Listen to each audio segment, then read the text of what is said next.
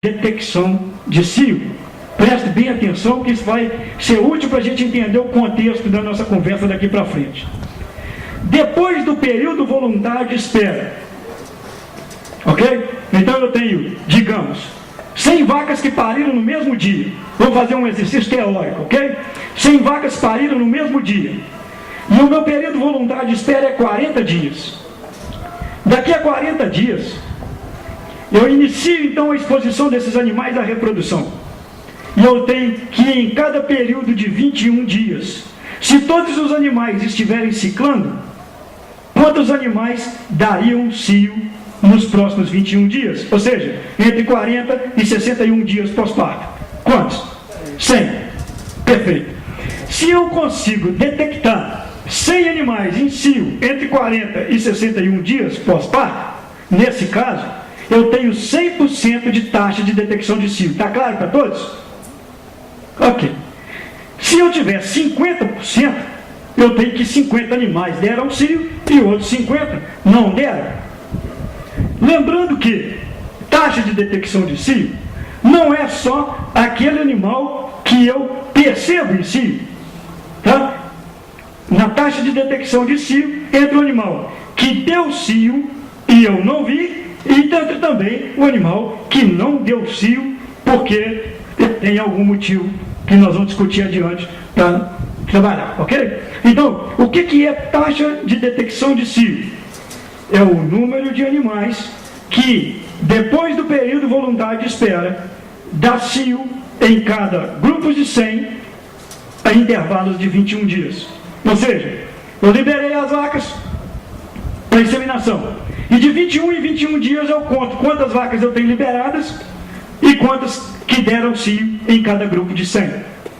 Quanto mais próximo de 100% eu tiver, obviamente, mais seguro eu estou para ter um período de serviço mais curto, um intervalo de partos mais curto.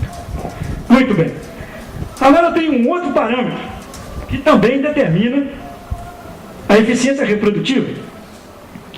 Se eu tenho inseminação artificial e eu submeto esses animais que deram cio à inseminação artificial, a taxa de concepção, que é o próximo conceito, nos ajuda a medir dos animais que deram cio, quantos ficaram prenhes.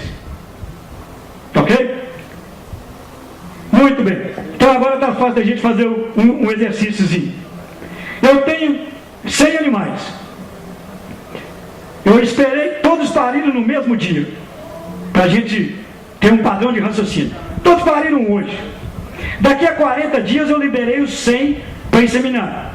Ok? E nos próximos 21 dias eu gostaria de saber, então, quantos animais deram cio. Isso nos dá um dado que é taxa de detecção de cio. Digamos que nos primeiros 21 dias, dos 100 animais que eu tinha liberado, 50 deram cio. Qual que é a minha taxa de detecção de cio? 50%. Eu inseminei 50. E a metade delas ficou prenhe. Então qual que é a taxa de concepção? 50%. Ok? A taxa de concepção média. O número de animais que ficou gestante em relação ao número de inseminados ou cobertos naquela ocasião. Ok? Então eu tenho 50% de taxa de detecção de cio e 50% de taxa de concepção. Agora eu tenho realmente aquilo que me dá condição de medir a eficiência reprodutiva, que chama-se taxa de prenhez, que alguns de vocês já responderam rapidamente. A taxa de prenhez é o seguinte: eu tinha 100 vacas, em 21 dias 50 deram cio, das 50 a metade ficou prenhe, então são 25, um total de 100. Então eu tenho 50% deu cio e 50% das 50 ficaram gestantes. Ou seja, 0,5 vezes 0,5 é igual a 0,25. Eu tenho 25 prenhezes em cada 21 dias. Ok? Eu tenho 25 prenhezes em cada 21 dias, tá? Naquela situação. O último ponto, para a gente não cansar depois do almoço e não dormir.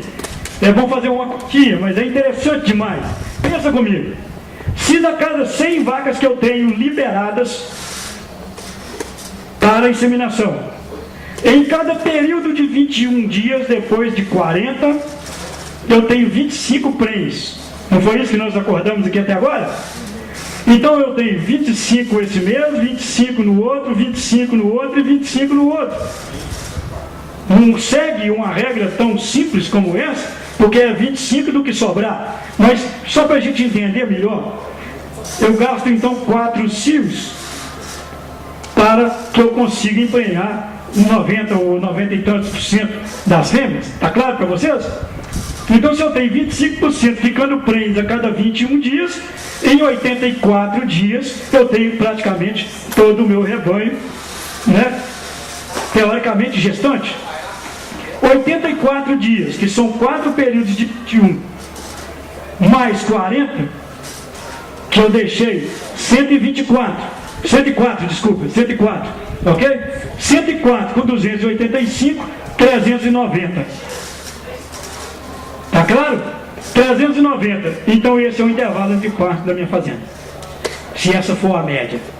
13 meses é o intervalo entre partos da fazenda. Ok? Vocês entenderam isso, pessoal? Será que justifica a gente repetir rapidamente ou não precisa? Pode ir embora? Garantido? Então tá jóia. Então tá combinado.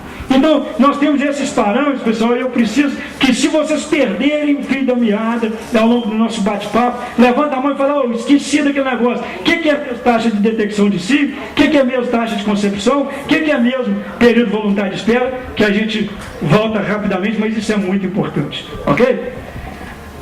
Então, nós entendemos taxa de detecção de cio, taxa de concepção, taxa de prenhez, tá?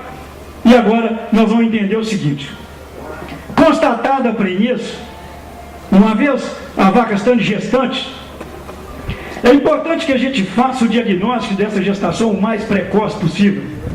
Não, gente, por favor, não é para que a gente identifique quem está prenhe, não. É principalmente para que a gente identifique quem não está prenhe. Porque quem está prenhe vai parir. Seja feliz, né? Nos próximos 8 meses, tem aí um bom ambiente de conforto e vai necessariamente segurar essa onda aí, tá? A menos que a gente, né, tenha alguma percalço no caminho, que nós vamos discutir daqui a 1 minuto. Mas nós precisamos, gente, entender quem não está prenhe, para que a gente consiga interferir rapidamente nesse indivíduo e, consequentemente, usar a estratégia mais adequada para que a gente consiga reverter essa situação e incorporar esse animal no grupo de prenhes. Ok? Então, o acompanhamento ginecológico precoce tem um monte de informação, tá, que mostra, por exemplo, fazendas que usam palpação retal como rotina de diagnóstico a cada 60 dias, a cada 30 dias ou a cada 15 dias, mostra claramente, que quanto menor o intervalo entre uma assessoria veterinária para levantamento ginecológico e outra, maior é a eficiência reprodutiva desse sistema. Por quê? É um processo que nos alerta rapidamente para determinada deficiência e nos permite ter um entendimento claro de onde que a coisa está enzebrada e agir rapidamente sobre ela. Vocês imaginam, se só se faz, por exemplo, diagnóstico de gestação 2 vezes no ano na fazenda do seu Joaquim, né, aqui, né, em Pompéu ou onde for, né? Então, se só se faz diagnóstico 2 vezes por ano, você chega lá e diz assim: ó, essa aqui está prenhe e essa aqui, infelizmente, ela está vazia. Oh, mas ela tem 6 meses de parido. Infelizmente, quem sabe no próximo toque ela está prenhe, né? E assim nós vamos realmente nos perder dentro desse contexto. Ok, gente? Então, guarda isso, por favor, é um ponto importantíssimo. E nós vamos voltar aqui para lembrar de 2 coisas. Uma vez consolidada a gestação, determinada a prenhez, nós precisamos agora entender o seguinte: desses animais com prenhez confirmada, quantos parem? Desses animais com prenhez confirmada, quantos parem? Então, a cada 100 animais que eu estou entregando para esse proprietário aqui gestantes, quantos efetivamente estão parindo? E quantos estão ficando sem parir? E são, né, quando são diagnosticadas precocemente, né, antes de 70 dias, representam as perdas embrionárias. Quem são as perdas embrionárias? São aqueles animais que estavam prenhes aos 30, aos 40, aos 50, talvez até aos 70 dias, e que não conseguiram, antes de 70 dias, levar a prenhez adiante. E as perdas fetais e abortos são animais que estavam gestantes e que numa fase acima de 70 dias perderam a gestação de forma visível ou muitas vezes não visível. Ok? Os animais que já tinham osso, o fetinho já estava formadinho lá, mas que por um motivo ou por outro não conseguiram levar a gestação a termo. Então nós vamos discutir sobre esses pontos, é o que nos traz aqui, tá? Tentando trazer para vocês algumas, né, orientações de como se pode entender melhor em que pé que a situação encontra, para que a gente possa planejar todo o contexto produtivo da fazenda.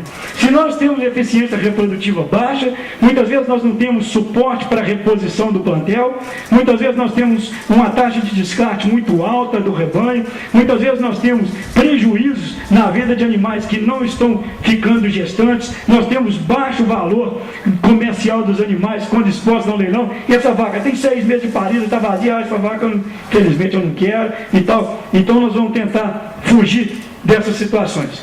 Tem várias maneiras da gente olhar isso aqui com outros prismas, mas todos eles são mais ou menos informativos.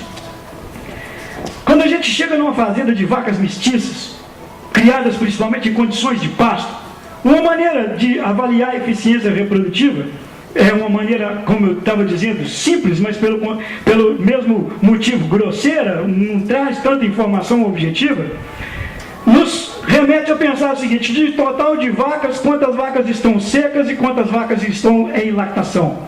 Se eu tiver uma relação acima de 20, 25% de vacas secas em relação ao total de vacas, eu preciso começar a preocupar com isso. E muitas são as situações, né, que a gente, principalmente em rebanhos criados em condições muito extensivas, condições muito focadas em pasto, né, onde os animais perdem score, perdem condição corporal, às vezes parem magras.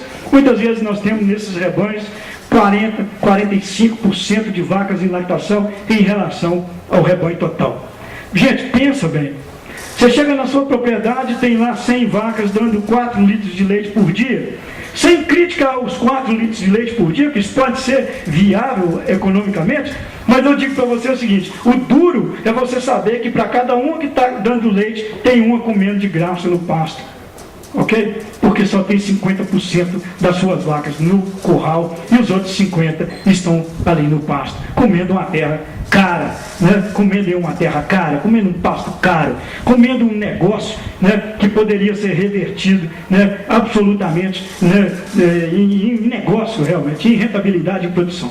Ok? Então, quanto mais vacas a gente consegue colocar em lactação no contexto em relação ao total de vacas, definitivamente melhor é a eficiência reprodutiva para esse tipo de rebanho. Ok? Por que disso, hein, pessoal? Porque as vacas que são mestiças, colocadas em condições de pastagem, normalmente, quando elas chegam numa determinada fase da lactação, elas encerram a lactação independente da minha vontade. Ela para de dar leite. Ela seca o leite. Ela vai até 5, 6, 7, eventualmente 8 meses de lactação e chega ali, ela fala: ó, eu estou dando hoje 2 litros de leite, 1,5 litro, não é viável eu manter essa vaca aqui no curral, então eu vou tirá-la do curral. No caso de vacas mais elitizadas, no caso de boa parte das vacas aqui de Pompéu e da região, principalmente, esse é uma tendência da pecuária de leite, né, cada vez mais real. O que acontece é que esses animais persistem dando leite. Normalmente, quando os animais têm um plano nutricional mais alto, quando você está falando de um rebanho 3/4, 7/8 de holandês, às vezes 15/16, às vezes um lote de vacas, mesmo F1, já criadas num sistema de manejo mais sofisticado, essas vacas alongam a lactação. Muito bem. Então pensa comigo. Se eu tenho um grupo de vacas, tá? E só vou secar essas vacas quando estiver faltando 60 dias para ela parir, se o intervalo de partos dela for, por exemplo, de 18 meses, ou seja, se a eficiência reprodutiva dela estiver comprometida, nós vamos pensar no seguinte: